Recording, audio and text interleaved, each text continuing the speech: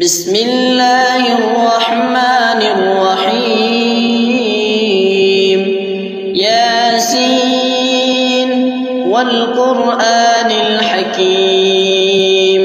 إنك لمن المرسلين على صراط مستقيم تنزيل العزيز الرحيم لتنذر قوما ما أنذر آباؤهم فهم غافلون لقد حق القول على أكثرهم فهم لا يؤمنون إنا جعلنا في أعناقهم أغلالا فهي إلى الأذقان فهم مقمحون وجعلنا من بين أيديهم سدا ومن خلفهم سدا فأغشيناهم فهم لا يبصرون وسواء عليهم أأنذرتهم أم لم تنذرهم لا يؤمنون إنما تنذر من اتبع الذكر وخشي الرحمن بالغيب فبشره بمغفرة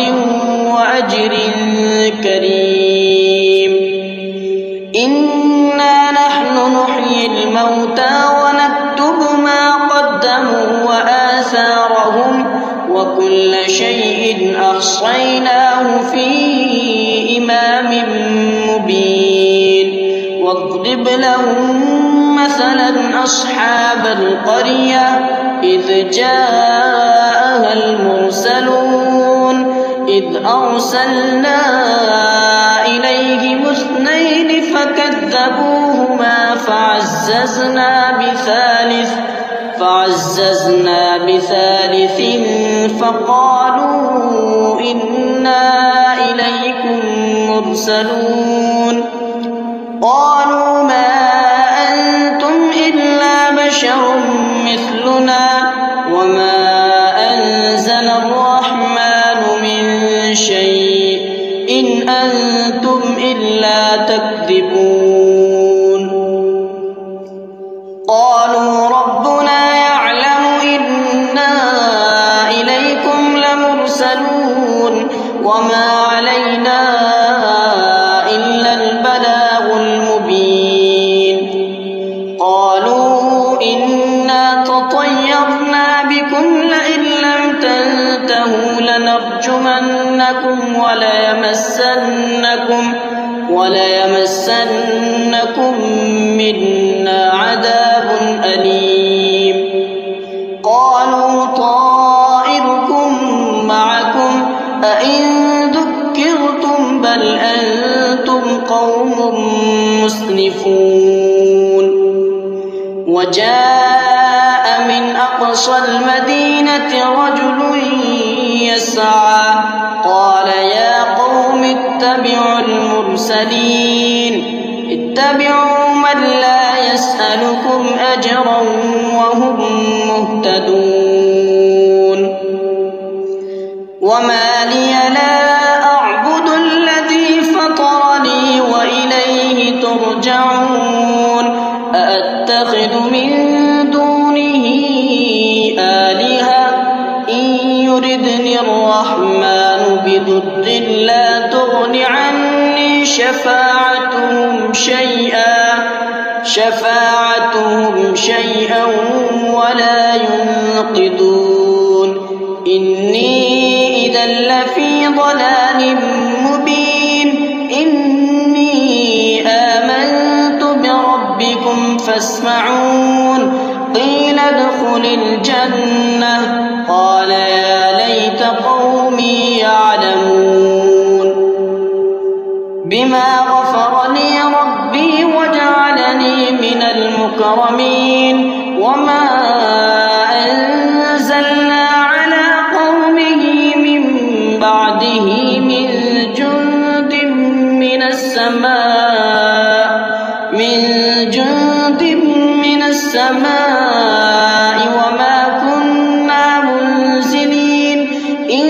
كانت إلا صيحة واحدة فإذا هم خامدون يا حسرة على العباد ما يأتيهم من رسول إلا كانوا به يستهزئون ألم يروا كم أهلكنا قبلهم من القرون أنهم إليهم لا يرجعون وإن كل لما جميع لدينا محضرون وآية لهم الأرض الميتة أحييناها وأخرجنا منها حبا فمنه يأكلون وجعلنا فيها جنات من نخيل وأعناب وفجرنا فيها من العيون ليأكلوا من ثمره وما عملته أيديهم أفلا يشكرون سبحان الذي خلق الأزواج كلها مما تنبت الأرض ومن أنفسهم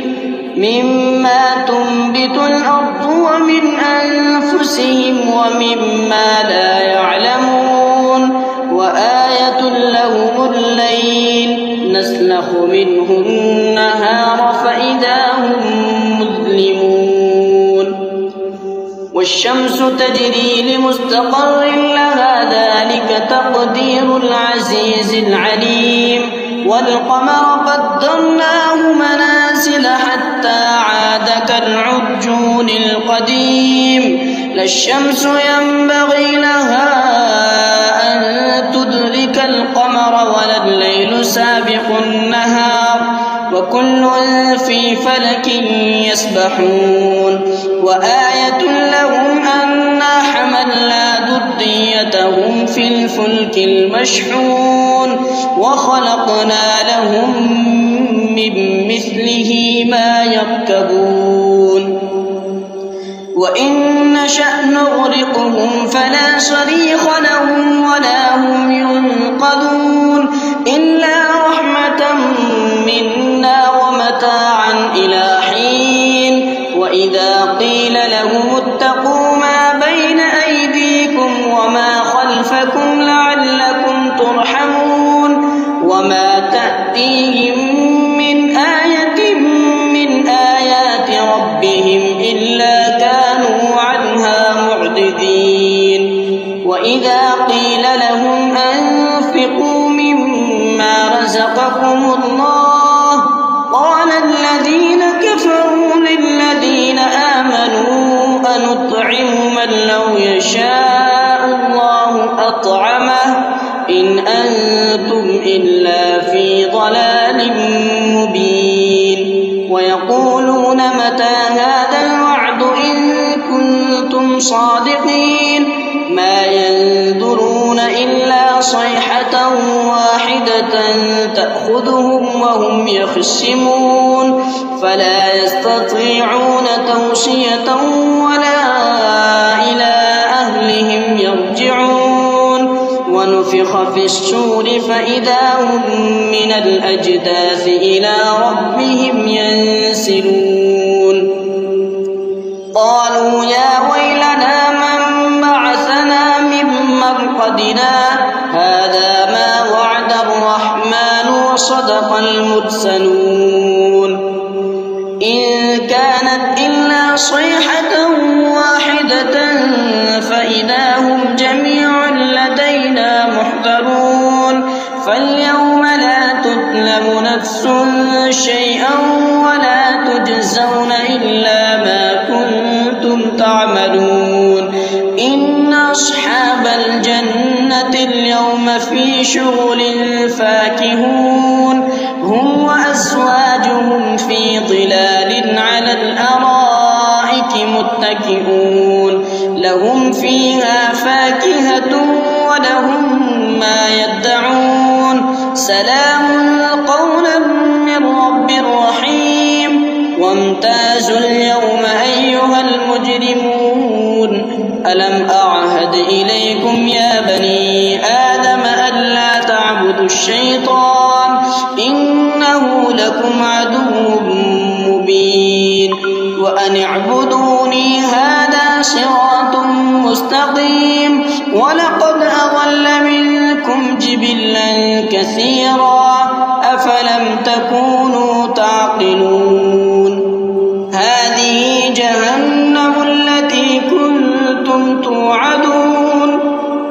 اصلوها اليوم بما كنتم تكفرون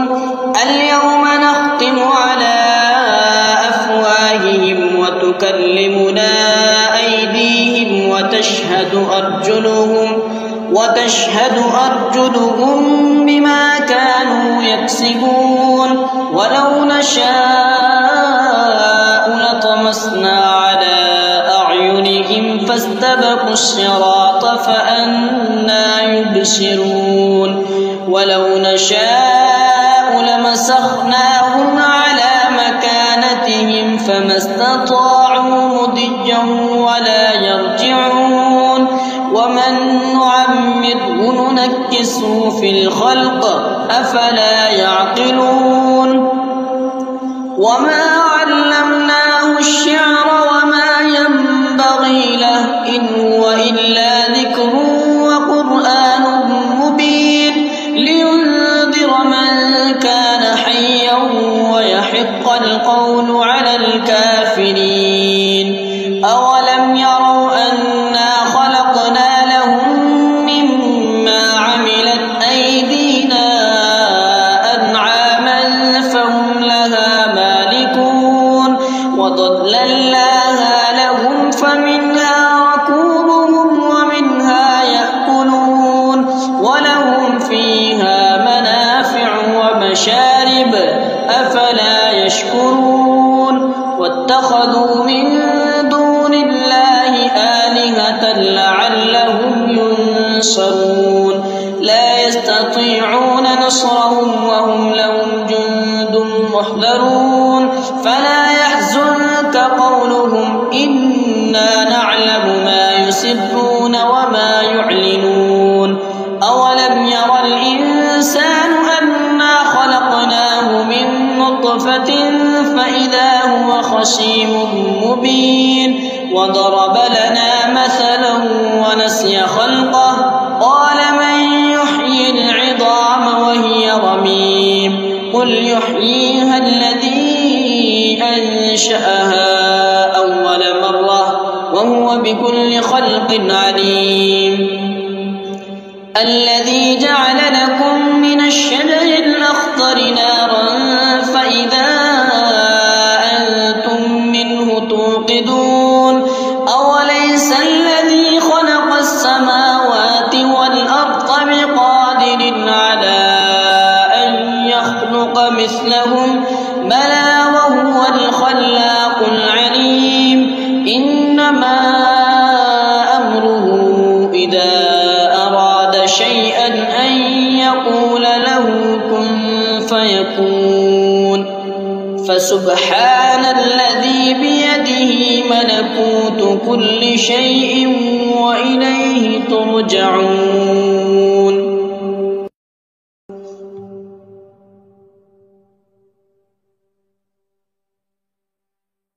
بسم الله الرحمن الرحيم الرحمن علم القرآن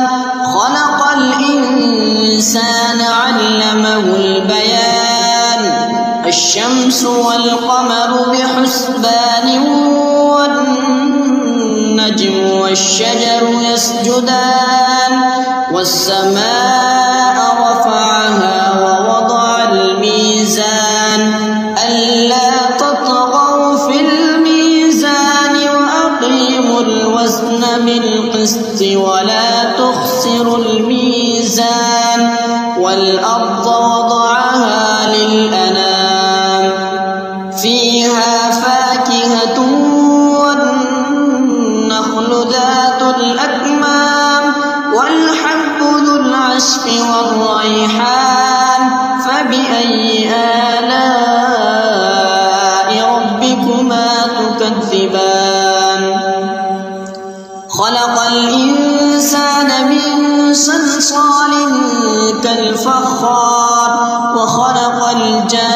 والجان من مارج من نار فبأي آلاء ربكما تكذبان رب المشرقين ورب المغربين فبأي آلاء ربكما تكذبان مرج البحرين يلتقيان بينهما برزخ لا يبغيان فبأي آلاء ربكما تكذبان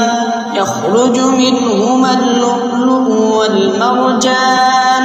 فبأي آلاء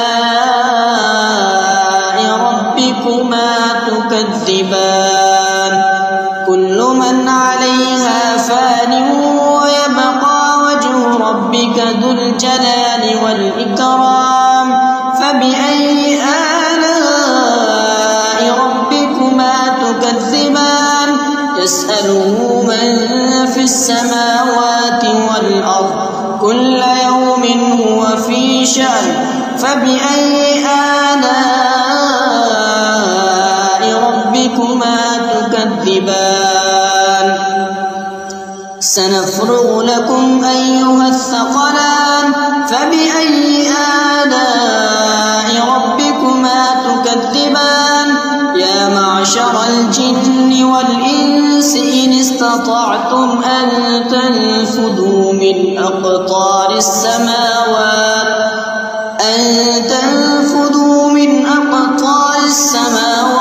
والأرض فانفذوا لا تنفذون إلا بسلطان فبأي آلاء ربكما تكذبان يرسل عليكما شواظ من نار ونحاس فلا تنتصران فبأي آلاء ربكما تكذبان فإذا انشقت السماء فكانت وردة كالدهان فبأي آلاء ربكما تكذبان فيومئذ لا يسأل عن ذنبه إنس ولا جان فبأي آلاء ربكما تكذبان يعرف المجرمون بسيماهم فيؤخذ بالنواصي والأقدام فبأي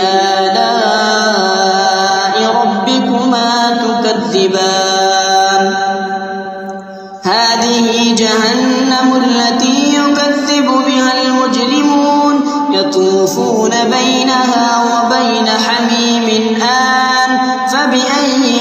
آلاء ربكما تكذبان ولمن خاف مقام ربه جنتان فبأي آلاء ربكما تكذبان ذواتا أفنان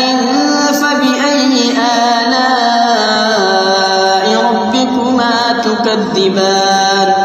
فيهما عينان تجريان فبأي آلاء ربكما تكذبان فيهما من كل فاكهة زوجان فبأي آلاء ربكما تكذبان فيهما من كل فاكهة زوجان فبأي آلاء ربكما تكذبان متكئين على فرش مطائلها من استبرق وجنى الجنتين دان فبأي آلاء ربكما تكذبان فيهن قاصرات الطرف لم يطمثهن إنس قبلهم ولا جان فبأي آلاء ربكما تكذبان كأنهن الياقوت والمرجان فبأي آلاء ربكما تكذبان تكذبان هل جزاء الإحسان إلا الإحسان فبأي آلاء ربكما تكذبان ومن دونهما جنتان فبأي آلاء ربكما تكذبان مدهامتان فبأي آلاء ربكما تكذبان فيهما عينان نضاختان فبأي آلاء ربكما تكذبان فيهما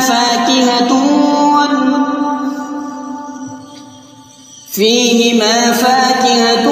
ونخل ورمان فبأي آلاء ربكما تكذبان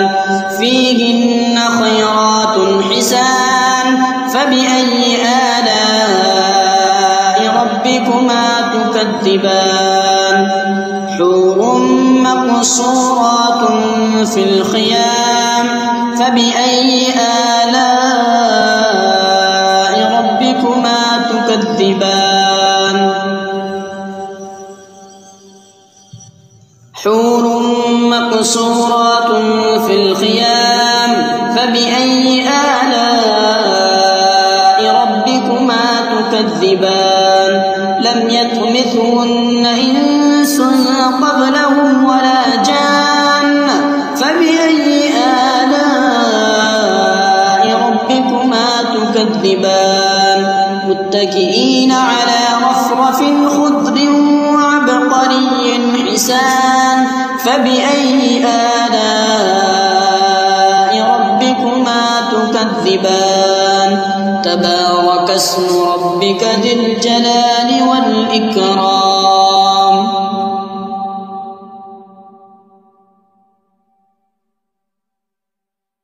بسم الله الرحمن الرحيم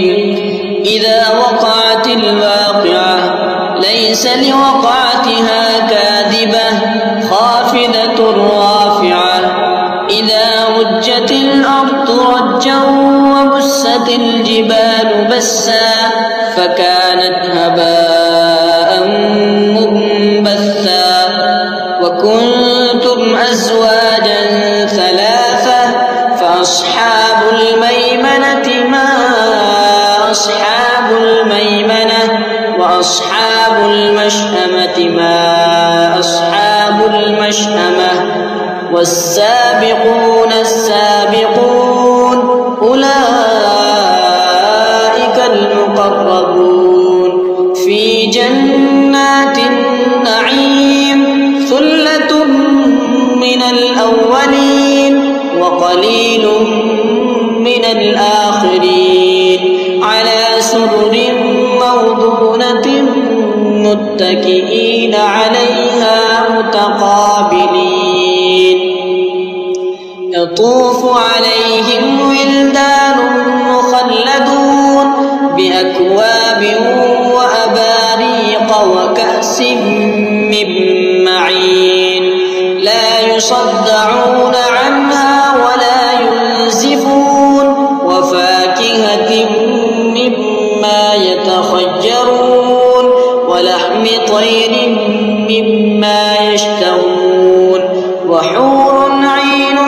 كأمثال اللؤلؤ المكنون جزاء بما كانوا يعملون لا يسمعون فيها لغوا ولا تأثيما إلا قيلا سلاما سلاما وأصحاب اليمين ما أصحاب اليمين في سدر مخضود وطلح مندود وظل ممدود وماء مسكوب وفاكهة كثيرة لا مقطوعة ولا ممنوعة وفرش مرفوعة إنا أنشأناهن إنشاء فجعلناهن أبكارا ترابا لأصحاب اليمين ثلة من الأولين وثلة من الآخرين وأصحاب الشمال ما أصحاب الشمال في سموم وحميم وظل من يحموم لا بارد ولا كريم إنهم كانوا قبل ذلك مترفين وكانوا يصرون على الحنث العظيم وكانوا يقولون أئذا متنا وكنا ترابا وعظاما أئنا لمبعوثون أوآباؤنا الأولون قل إن الأولين والآخرين لمجموعون إلى ميقات يوم معلوم ثم إنكم أيها الضالون المكذبون لآكلون من شجر من زقوم فمالئون منها البطون فشاربون عليه من الحميم فشاربون شرب الهيم هذا نزلهم يوم الدين نحن خلقناكم فلولا تصدقون أفرأيتم ما تمنون أأنتم تخلقونه أم نحن الخالقون نحن قدرنا بينكم الموت وما نحن بمسبوقين على أن نبدل أمثالكم وننشئكم فيما لا تعلمون ولقد علمتم النشأة الأولى فلولا تذكرون أفرأيتم ما تحرثون أأنتم تزرعونه أم نحن الزارعون لو نشاء لجعلناه حطاما فظلتم تفكهون إنا لمغرمون بل نحن محرومون أفرأيتم الماء الذي تشربون أأنتم أنزلتموه من المزن أم نحن المنزلون لو نشاء جعلناه أجاجا فلولا تشكرون أفرأيتم النار التي تورون أأنتم أنشأتم شجرتها أم نحن المنشئون نحن جعلناها تذكرة ومتاعا للمقوين فسبح باسم ربك العظيم فلا أقسم بمواقع النجوم وإنه لقسم لو تعلمون عظيم إنه لقرآن كريم في كتاب مكنون لا يمسه إلا المطهرون تنزيل من رب العالمين أفبهذا الحديث أنتم مدهنون وتجعلون رزقكم أنكم تكذبون فلولا إذا بلغت الحلقوم وأنتم حينئذ تنظرون ونحن أقرب إليه منكم ولكن لا تبصرون فلولا إن كنتم غير مدينين ترجعونها إن كنتم صادقين فأما إن كان من المقربين فروح وريحان وجنة نعيم وأما إن كان من أصحاب اليمين فسلام لك من أصحاب اليمين وأما إن كان من المكذبين الضالين فنزل من حميم وتصلية جحيم إن هذا لهو حق اليقين فسبح باسم ربك العظيم بسم الله الرحمن الرحيم تبارك الذي بيده الملك وهو على كل شيء قدير الذي خلق الموت والحياة ليبلوكم أيكم أحسن عملا وهو العزيز الغفور الذي خلق 7 سماوات طباقا ما ترى في خلق الرحمن من تفاوت فارجع البصر هل ترى من فتور ثم ارجع البصر كرتين ينقلب إليك البصر خاسئا وهو حسير ولقد زينا السماء الدنيا بمصابيح وجعلناها رجوما للشياطين وأعتدنا لهم عذاب السعير وللذين كفروا بربهم عذاب جهنم وبئس المصير إذا ألقوا فيها سمعوا لها شهيقا وهي تفور تكاد تميز من الغيظ كلما ألقي فيها فوج سألهم خزنتها ألم يأتكم نذير قالوا بلى قد جاءنا نذير فكذبنا وقلنا ما نزل الله من شيء إن أنتم إلا في ضلال كبير وقالوا لو كنا نسمع أو نعقل ما كنا في أصحاب السعير فاعترفوا بذنبهم فسحقا لأصحاب السعير إن الذين يخشون ربهم بالغيب لهم مغفرة وأجر كبير وأسروا قولكم أو اجهروا به إنه عليم بذات الصدور ألا يعلم من خلق وهو اللطيف الخبير هو الذي جعل لكم الأرض ذلولا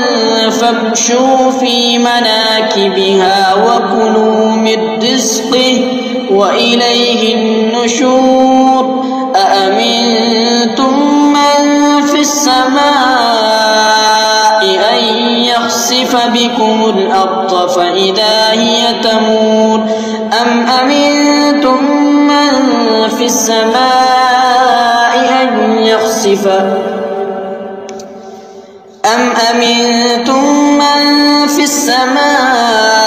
أن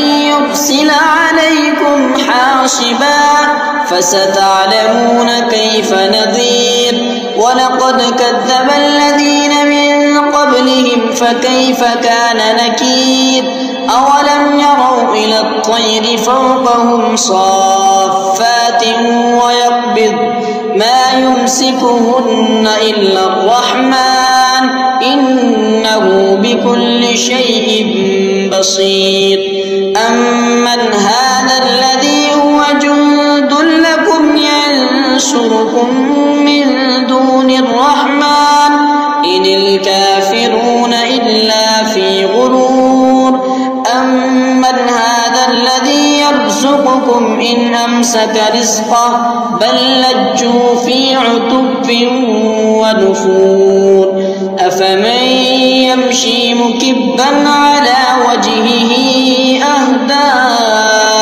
أمن يمشي سويا على صراط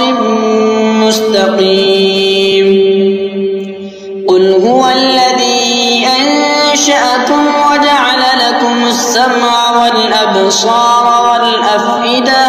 قليلا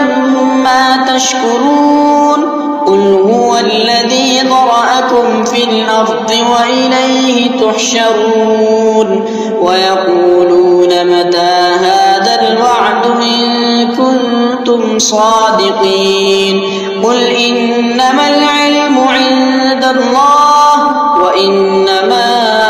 أنا نذير مبين فلما رأوه زلفة سيئت وجوه الذين كفروا وقيل هذا الذي كنتم به تدعون قل أرأيتم إن أهلكني الله ومن معي أو رحمنا فمن يجير الكافرين من عذاب أليم قل هو الرحمن آمنا به وعليه توكلنا فستعلمون من هو في ضلال مبين قل أرأيتم إن أصبح ماؤكم